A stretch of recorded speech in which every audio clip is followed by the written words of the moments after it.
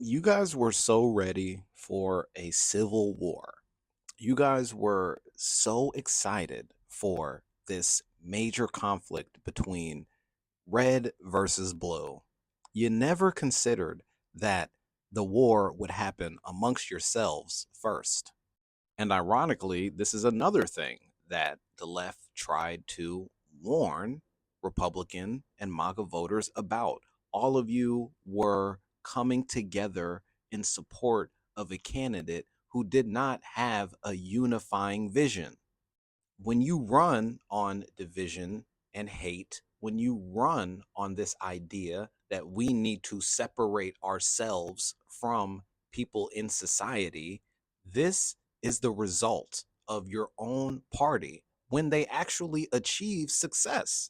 The entire allure of the MAGA movement is the fact that they are these disruptors. They are these underdogs. They are these people being brought in to change the system and make things different by, you know, doing whatever they have to do to get rid of the institutionalized and long-standing corruption in our government. And that sounds all well and good on paper, all right? That sounds all well and good when you're sitting in your churches talking about how Trump was sent by the Lord himself to save the soul of America. But that change does not work. That change cannot happen if you don't understand how the actual government works. If you don't understand what the processes of getting legislation passed and making real impact on people's lives. You talk about how all these channels like CNN and MSNBC are owned by these liberal corporate backers who are just trying to feed you information that is not to be trusted. But then you show that you don't have any understanding of policy because you don't seek out any information. You just listen to the people who are running tell you what they want to happen. And at the end of the day, all you have to do is believe.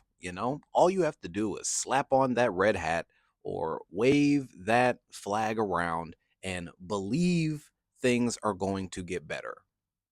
But if you really want to drain that swamp, you actually have to stick your hands in it and figure out what is clogging it up. You can't just sit back and go, I don't like what's going on. And that's what a lot of Republican voters seem to keep echoing whenever we have our conversations. I don't necessarily know what's going on, but I don't like it. So I want a change.